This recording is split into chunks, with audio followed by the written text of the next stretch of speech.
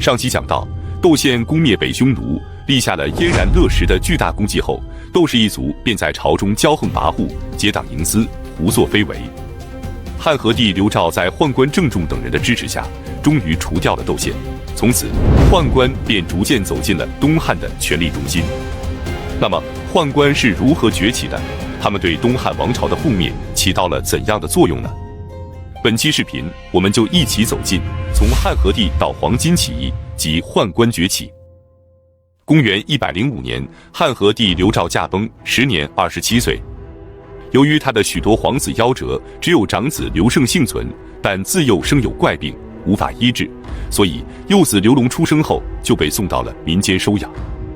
然而，刘隆出生仅100多天，刘肇就驾崩了，只能将他从民间迎回，立为皇帝，即汉商帝。可刘隆在位仅8个月就驾崩了，只能从宗族子弟里选了刘庆的儿子刘祜为皇帝，即汉安帝。由于汉安帝只有13岁，所以朝政由邓太后把持，直到公元121年，邓太后去世后，28岁的刘祜才开始亲政。刘祜亲政后的第一件事，就是让宦官蔡伦自己到廷尉处去认罪。那么，蔡伦到底犯了什么罪呢？蔡伦是贵阳郡人，他出身于铁匠世家，公元75年入宫为宦官。之后，窦皇后便派他去监视宋贵人，宋贵人被杀后，是蔡伦亲自去验的身。公元105年，蔡伦经过反复试验，用树皮、麻头、破布就渔网为原料，造出了中国最早的纸张，被称为蔡侯纸。他所改进的造纸术，后来被列为中国古代4大发明之一。在没有蔡侯纸之前，汉朝主要的书写材料是竹简和绢帛。但是竹简不仅笨重，书写起来也费时费力；绢帛虽然轻便，但价格十分昂贵，无法大量普及。而蔡伦造纸术的改进之后，使书籍变得既便宜又方便，可以大量的流通，普通人也有了获得知识的可能。他对人类文化的传播和世界文明的进步都做出了无法衡量的贡献。3到4世纪，纸张已经基本取代了竹简和绢帛。8世纪，造纸术通过丝绸之路传入了今天的乌兹别克斯坦、伊拉克、叙利亚等地，然后通过阿拉伯传入了欧洲。12世纪，西班牙和法国开始设立纸厂。13世纪，意大利和德国也相继设厂造纸。直到16世纪，中国的造纸术才传遍欧亚大陆，取代了当地传统的羊皮纸和埃及的缩草纸等。可当时的蔡伦以及汉王朝都还没有意识到此项发明的伟大。公元114年，蔡伦因为给邓太后担任侍卫有功，被封为龙亭侯，10邑300户。邓太后去世后，汉安帝便让他去廷尉处认罪，因为当初窦皇后派他去监视的宋贵人，便是汉安帝刘祜的祖母。蔡伦接到诏书后，耻于受辱，他沐浴后穿戴整齐，饮鸩而死。随后，他的封地也被废除。刘祜亲政后，重用自己的乳母王胜，他对王胜言听计从，于是王胜便开始专权。王胜的2个女儿也趁机掌权，致使皇后、外戚、宫女、宦官一同乱政。公元125年，汉安帝南下游玩，在抵达宛城的时候突发疾病，只好下令回京。走到叶县的时候，病死于车中，终年32岁。刘祜仅有一个儿子刘保，还被他废了太子之位，于是只能将他的堂弟刘毅迎立为帝。可同年10月，刘毅就因病驾崩了。这时，废太子刘保的乳母宋娥联络了宦官孙成等人，清除异己，将刘保立为皇帝，即汉顺帝。汉顺帝继位后，将帮助他登基的19名宦官全都给封了侯，史称19侯。乳母宋娥则被封为山阳君，10邑5千户。公元132年，刘保册立梁纳为皇后，梁纳的哥哥梁冀被拜为大将军。梁冀得势后，结党营私，打击异己，贪污受贿，权倾朝野。可梁冀的问题还没解决，公元144年，年仅30岁的刘保就驾崩了。之后，年仅2岁的太子刘炳继位，即汉冲帝。由于汉冲帝年幼，朝政由皇太后梁纳把持，从此梁冀更加的飞扬跋扈，致使朝廷腐败，民不聊生。第2年，刘炳也驾崩了，年仅3岁。于是梁冀就迎立了年仅8岁的刘纂为帝，即汉之帝。刘纂看不惯梁冀的作威作福，在一次朝堂上，他当着群臣的面称梁冀为跋扈将军，梁冀大怒。当天退朝后，就安排刘纂身边的亲信将毒药放入他食用的竹饼之中，致使刘纂被毒身亡，年仅9岁。之后，梁冀又迎立了15岁的刘志为帝，即汉桓帝，朝政依然由梁太后把持。公元150年，梁太后临终前下诏还政于刘志。刘志为了奖励梁氏家族，拥立他有功，给梁冀再次增加万户食邑。至此，梁冀一个人的食邑就达到了3万户，远远超出了汉朝封侯的界限。公元159年7月，刘志的皇后梁女莹病逝，这时刘志最宠爱的贵人邓蒙女就有望成为新的皇后了。这让梁冀非常的担心，一旦邓蒙女被封为皇后，那么之后便是邓氏外戚的天下了。于是他便派出刺客夜闯邓蒙女的家，准备行刺邓蒙女的母亲。结果却被邻居发现，没有刺杀成功。邓蒙女的母亲连忙上奏刘志，致使刘志大怒，准备密谋诛杀梁冀。可是皇宫内外都是梁冀的眼线，还没等他动手，梁冀就有可能先废了他。于是为了避开梁冀的眼线，刘志在上厕所的时候秘密地召集了5名宦官，他们分别是唐衡、单超、徐晃、居苑、左冠。刘志在厕所里和他们5人歃血为盟，是要诛杀梁冀。随后刘志就派5名宦官秘密地去通知靠得住的官吏把守宫门，居苑则率领着左右救邹、虎贲军、羽林军和都后监给事共计1000余人，与司隶校尉张彪一起包围了梁冀的府邸。梁冀见大势已去，与妻子一起自刎而死。随后梁氏宗亲的数十人被处决，党羽300多人被罢免。至此，梁氏外戚被一网打尽，梁冀的所有财产也被没收，竟然查抄出了30多亿钱。刘志将其充入国库，并且下诏减免全天下百姓1半的赋税。立了大功的5名宦官被同日封侯，史称武侯。从此，宦官不仅可以参与政事，而且还掌握了兵权，就此拉开了宦官专权的序幕。朝中的大臣们对此非常不满，可是他们斗不过宦官，还不停地被宦官打击报复。公元166年，士大夫与宦官的矛盾终于达到了顶点，宦官以党人的罪名禁锢士大夫及著名的党锢之祸。最终2次党锢之祸都以士大夫的失败而告终，士大夫遭受了严重的打击，为后来的天下大乱埋下了隐患。公元168年，汉桓帝刘志驾崩，享年36岁。由于刘志的皇子都被皇后给杀害了，于是只能在宗族子弟里选了12岁的刘弘，迎立为帝，即汉灵帝，朝政由皇太后窦妙把持。窦妙的父亲窦武由于拥立刘弘有功，被封为大将军、文喜侯。在太傅陈蕃的劝说下，窦武准备彻底铲除宦官。他多次上奏，告诉自己的女儿窦太后，现在宦官参与政事，手握兵权，为非作歹，想要天下太平，就必须彻底铲除宦官。但窦太后一直犹豫不决。到了8月份，窦武准备秘密处决宦官，他罢免黄门令，换上了自己的亲信山兵，将宦官郑萨逮捕入狱。陈蕃建议他立即杀了郑萨，但窦武却犹豫不决。他让山兵等人审问郑萨，郑萨交代了所有宦官的违法行为。于是窦武便打算将这些罪证都上奏给窦太后，让他批准抓捕。之后他便回家了。宦官朱宇得知后，连忙跑来偷看了窦武的奏章，发现窦武竟然想将宦官全部诛杀，这他们就不能再等了。当晚，他们就召集了众多宦官，挟持刘弘，关闭了宫门，逼着尚书署的官员拟写诏书，任命王府为黄门令，持节去逮捕了山兵等人，释放了郑萨。接着他们又劫持了窦太后，夺走了皇帝的玉玺，让郑萨持节去逮捕窦武。窦武得知后，连忙跑入步兵营，召集了数千人来到宫门，对将士们说，宦官准备谋反，凡是尽力诛杀者，重重有赏。可宦官们却说，窦武正在谋反，诛杀叛逆者，重重有赏。这下把将士们都搞蒙圈了，不知道该听谁的。可是宦官们的手里掌握着皇帝，还有皇帝的玉玺，众人也就只能听信宦官了。双方从午夜一直对峙到中午，窦武手下的士兵几乎快要跑光了。最终，窦武被围后自杀，窦氏被灭族，窦太后也被迁徙到南宫囚禁了起来。从此，宦官更加的有恃无恐，无人再是他们的对手了。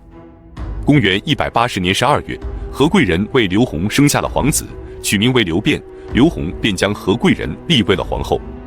何皇后的大哥何进和二哥何苗也被招入朝廷担任要职，何氏外戚便继续与宦官展开了争斗。然而此时朝廷腐败，宦官与外戚争斗不休，边疆的战事不断，国势日趋疲弱。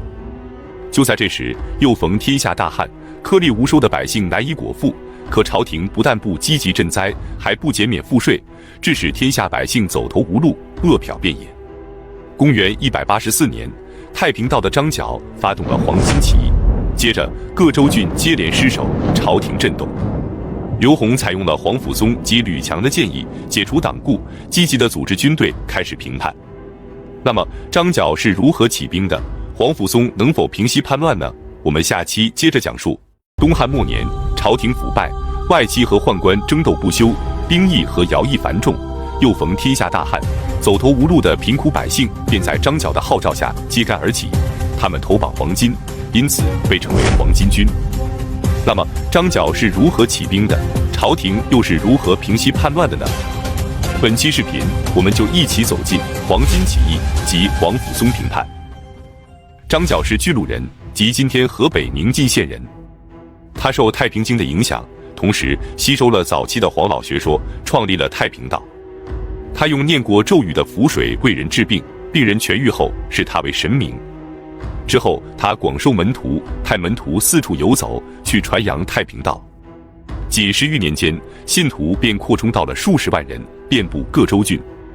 随后他将信徒设立为36方，大方有1万余人，小方也有6、7千人，每方设一名渠帅，由他统一指挥。他以苍天已死，黄天当立，岁在甲子，天下大吉为口号，准备起兵叛乱。公元184年，张角让各地信众在洛阳城以及各州郡官府的墙壁上用白土标记上甲子2字，作为起事后攻打的目标。正式起兵的时间定在了3月5日。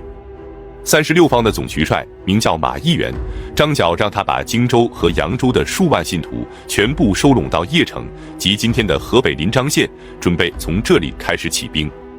随后他又派人前往洛阳，联络了中常侍封谞和徐凤作为他们的内应。至此万事俱备，只欠东风。然而就在这时，太平道的内部却出现了叛徒，张角的弟子唐周上书告发了他们的阴谋，导致他们还没起兵，作为总渠帅的马议元以及1000多名信众就被逮捕了。马议元在洛阳城里被车裂而死。之后汉灵帝刘弘下诏，立即抓捕张角等太平道的首领。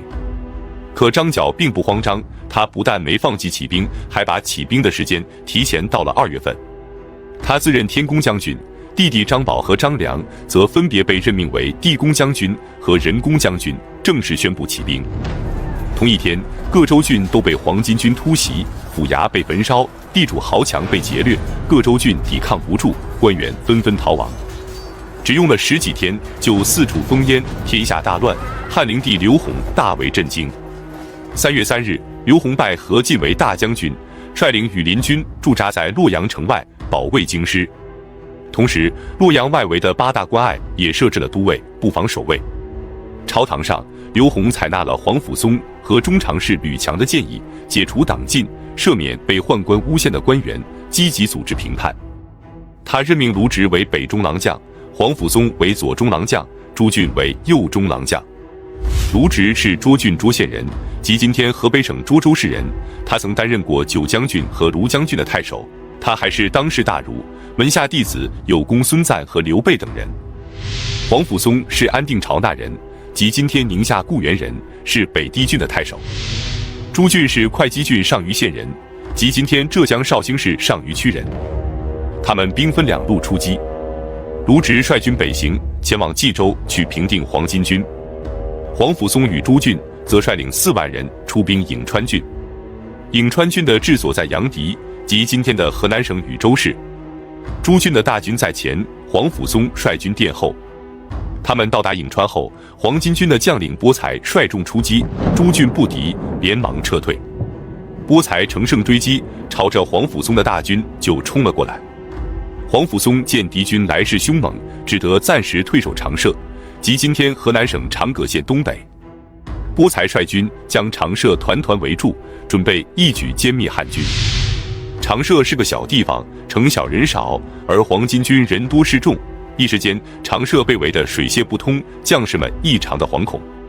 可黄甫松观察完敌情后，却告诉众将，兵有奇变，不在众寡。黄巾贼寇依草结营，最害怕烽火，只要我们夜里出击，趁机烧营，则对方必定阵脚大乱，我军迅速出击，则大功可成。于是到了夜晚，黄甫松命令将士们扎好火把，派遣精锐偷偷地前出外围，纵火大呼，然后城上也点燃火把，与之呼应。随即黄甫松借此声势，鸣鼓出军，冲入了敌方的大营。黄巾军缺乏战斗经验，惊慌之下只能四处逃窜。正在这时，三国时期大名鼎鼎，现在还只是个骑都尉的曹操也奉命赶来。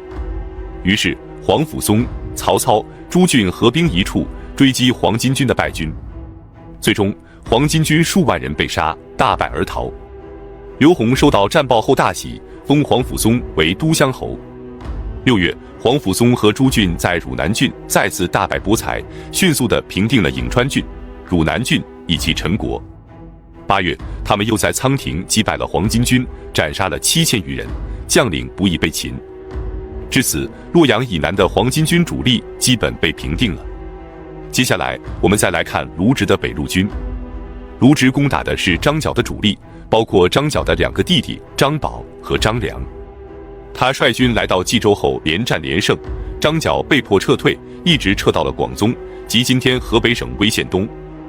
卢植将广宗城团团围住，随后他命人一边深挖壕沟，一边制作大量的工程器械，准备在这里彻底消灭张角。正在这时，刘宏派了一个名叫左峰的宦官前来督军。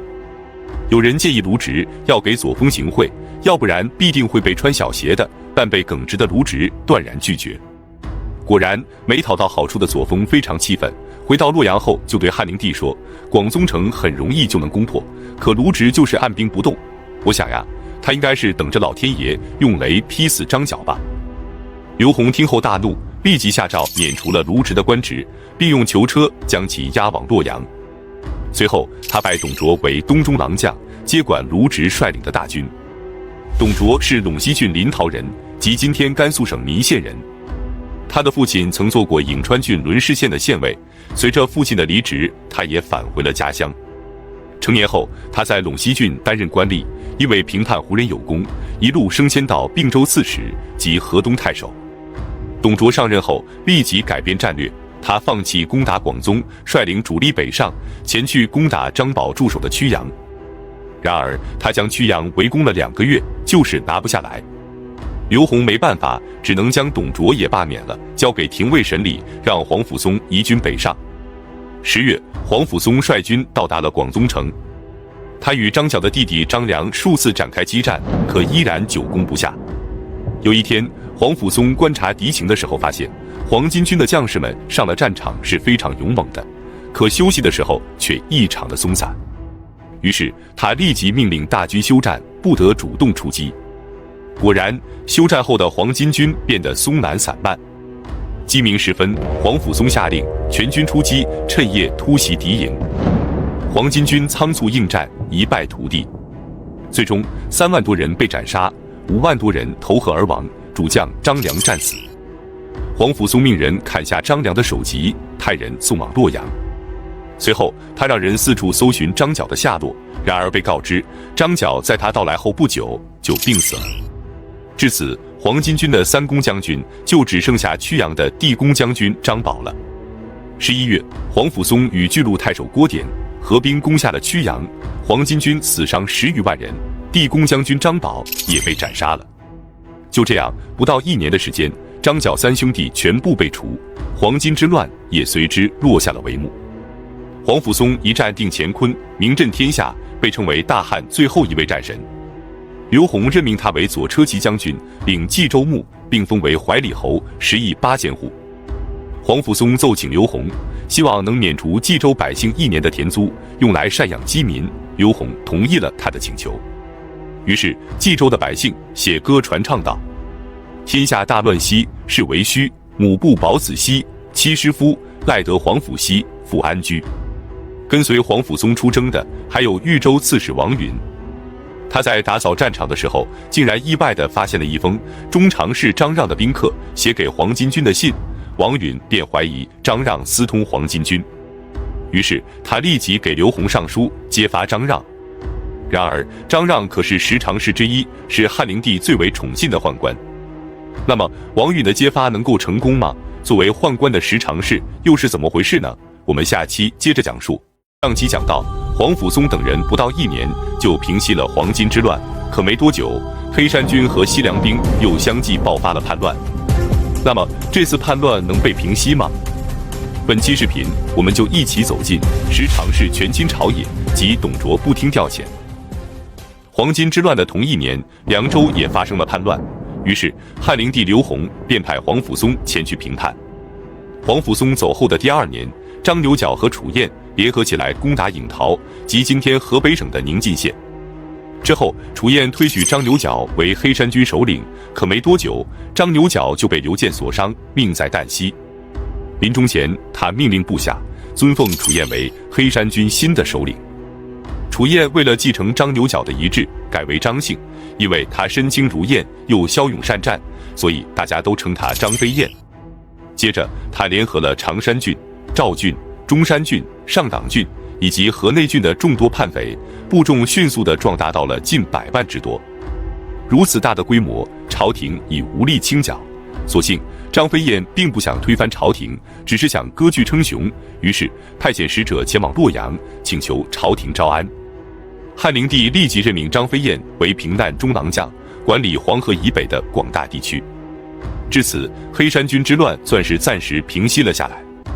那么凉州叛乱又是怎么回事呢？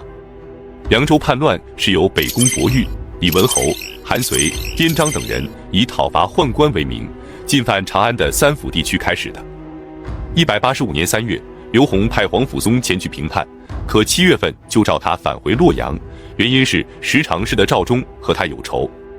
10常侍并不是10个人，而是汉灵帝时期担任中常侍职位的12名宦官，统称为10常侍。他们不仅自己权倾朝野，亲人和党羽更是遍布天下。他们仰仗着皇帝的信任祸害百姓，横征暴敛，陷害忠良，无恶不作。其中张让和赵忠最受汉灵帝的信任，他称张让为父，赵忠为母。在这些宦官们的教唆下，刘宏开始公开卖官。朝廷官员要想升迁，就必须给皇帝交钱，以至于官员上任之前需要缴纳的钱相当于自己25年的俸禄，导致很多清官只能辞职，贪官则可以一路升迁。大多数的官员不敢得罪10常侍以及皇帝，只能同流合污，可王允和黄甫松等人例外，依然直言不讳。首先是王允，他上书举报张让暗通黄巾军，结果刘宏只是把张让叫来骂了一通了事。随后王允就被张让找了个借口逮捕入狱，可没过多久赶上了朝廷大赦，王允被免罪释放。张让不肯善罢甘休，王允出狱还不到10天，他就找机会再次将王允逮捕入狱。最后在何进、袁伟以及杨赐等人的劝谏下，刘宏才赦免了王允。王允无法继续留在洛阳，只能隐姓埋名，辗转于河内郡和陈留郡等地。那么黄甫松是如何得罪10常侍的呢？他在征讨黄巾军的时候路过叶县，发现赵忠在这里修建的住宅超出了朝廷规定的界限，于是便上书举报。结果他在前线奋力平叛，赵忠和张让则在刘宏面前不停地诋毁。最后刘宏下诏收回他的将军印绶，召他返回洛阳治罪。接着刘宏换上了张温，让他率军平叛。张温是个文官，并没有带兵打仗的经验，虽然他位列3公，担任着司空的职位，但这个官职是用钱买的。就这样，张温率军出发，跟随他一起前往的还有破虏将军董卓以及荡寇将军周慎。临行前，他又请求汉灵帝任命孙坚和陶谦为参军，随他出征。孙坚是吴郡富春人，即今天杭州市富阳区人。少年时，他只当了个县吏，由于会稽郡有人兴兵作乱，他便以郡司马的身份，招募了1000余人，平息了叛乱，被升为县丞。黄巾起义爆发后，他又招募了1000余人，加入了朱军的大军。之后，他屡立战功，通过朱军的举荐，被拜为别部司马。就这样，张温率军一路西行，到达了美阳，即今天陕西省武功县西北。他们与叛军展开激战，却出战失利。张温召董卓前来商议军情，然而董卓却拖延了半天才姗姗来迟。张温责备了2句，没成想董卓的脾气比他还大，还出言不逊，顶撞张温。孙坚见状，劝张温应该按照军法处理董卓。可张温觉得董卓因为平叛羌胡有功，在凉州享有盛名，现在正是讨伐凉州叛匪的用人之际，不宜杀了董卓，于是就没有处理他。11月的一天夜里，天上流星划过夜空，叛军认为这是不祥的征兆，准备暂时退兵。董卓得知后大喜，立即率军出击，斩杀了数千人，叛军大败而逃。这时，张温下令让周慎率领3万大军继续追击叛军，派董卓率领他的3万人前去讨伐仙陵的羌人，这让董卓非常的气愤。随后，周慎率军追击，一直将叛军追到了渝中，即今天甘肃省兰州市东。这时，孙坚建议只需要拨给他1万兵力，他就能截断敌军的粮道，这样城中缺粮，叛军就只能弃城而逃，到时候我们奋起直追，则叛军必败。然而周慎却嗤之以鼻，不理孙坚。此时渝中城里只是叛军的一部分，韩遂和边章则率军据守夔源峡。他们见汉军准备围攻渝中，便从外围切断了周慎的粮道。这时周慎才发现大事不好，立即抛弃辎重，率军逃走。最终此战无功而返。再来看董卓这一路，张温让他去征伐仙陵的羌人，然而当他们走到望源县，即今天天水市西北渭河南岸西阳乡的时候，却被羌人给包围了。情急之下，他让士兵以捕鱼为幌子，偷偷地渡过渭河，然后快马加鞭，才逃到了扶风，即今天陕西省的兴平市。至此，张温的2路大军全都无功而返。但刘宏不仅没有责罚张温，还派人前往长安，拜张温为太尉，成为3公之首。随后他便返回了洛阳。12月，叛军发生了内讧，韩遂斩杀了北宫伯玉、边章和李文侯，成为了凉州叛军唯一的首领。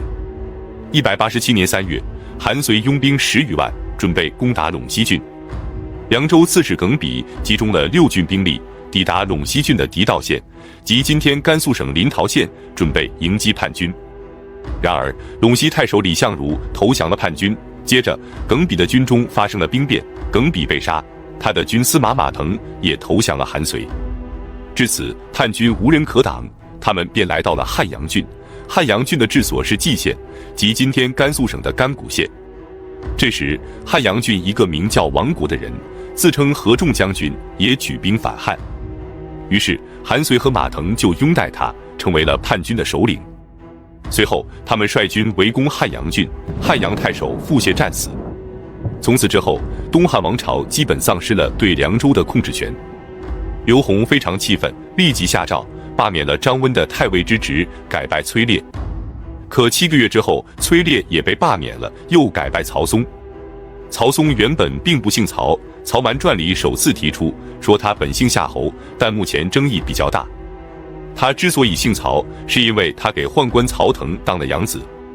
依靠曹腾的关系，他官拜司隶校尉，到汉灵帝时期历任大鸿胪和大司农，位列9卿。崔烈被罢免后，他因为给刘宏捐了1亿万钱，资助其修建西园，于是被拜为太尉，位列3公之首。他的儿子便是大名鼎鼎的曹操曹孟德，可他的太尉之职也只当了半年就被罢免了。刘宏现在才发现没有皇甫嵩确实是不行，于是只能再请皇甫嵩出山。188年11月，刘宏拜皇甫嵩为左将军，统领全军，董卓为前将军，两人各率2万大军前往平叛。此时叛军正在围攻陈仓及今天陕西省宝鸡市，于是他们便率军到达了陈仓。然而他们却在如何攻打叛军的问题上产生了分歧。董卓认为应该速战，立即救援陈仓，而皇甫嵩则认为百战百胜，不如不战而屈人之兵。按现在的形势看，叛军是不可能攻破陈仓的，所以我想要的是大胜，而不只是救援陈仓。于是皇甫嵩按兵不动，叛军则继续围攻陈仓。过了80多天，陈仓依然无法攻破，叛军只能撤退。这时皇甫嵩立即下令准备出击，可董卓却不愿出兵。他告诉皇甫嵩，兵法有云，穷寇莫追呀。皇甫嵩却说，我要追的可不是穷寇，而是溃乱之师，你只负责殿后就好，穷寇我自己去追。说完，他便独自率兵前往。此时的叛军已围攻了陈仓越余，精疲力竭，士气低落，而皇甫嵩的大军则养精蓄锐，士气高昂。双方激战后，叛军被斩杀了1万多人，首领王国被杀，叛军大败。如此大的战功，董卓却一点都没捞着，他既惭愧又遗憾，便开始记恨皇甫嵩。这时汉灵帝下诏，任命董卓为并州牧，让他前往并州上任，属下的将士则交给皇甫嵩统领。没想到董卓竟然抗命不从，他给汉灵帝上奏说，他属下的将士都是羌胡人，不领朝廷的俸禄，一旦他离开，担心会给朝廷添麻烦，所以他希望能带着这些人一起前往并州，替朝廷守边。皇甫嵩的侄子觉得董卓若不除，迟早是个祸害，于是建议皇甫嵩出兵剿灭。可皇甫嵩认为没有朝廷的诏命，出师无名，就没有听从，只是给汉灵帝上书说明利害，让他自己定夺。董卓得知后，更加的记恨皇甫嵩。之后，董卓便带着他的5000精锐前往并州上任。然而，当他走到河东郡的时候，就不走了，停在这里观察洛阳的局势。果然没多久，189年4月11日，汉灵帝刘宏驾崩，年仅34岁。那么，刘宏驾崩后，皇位能够顺利交接吗？董卓又是如何奉诏入京的呢？我们下期继续讲述。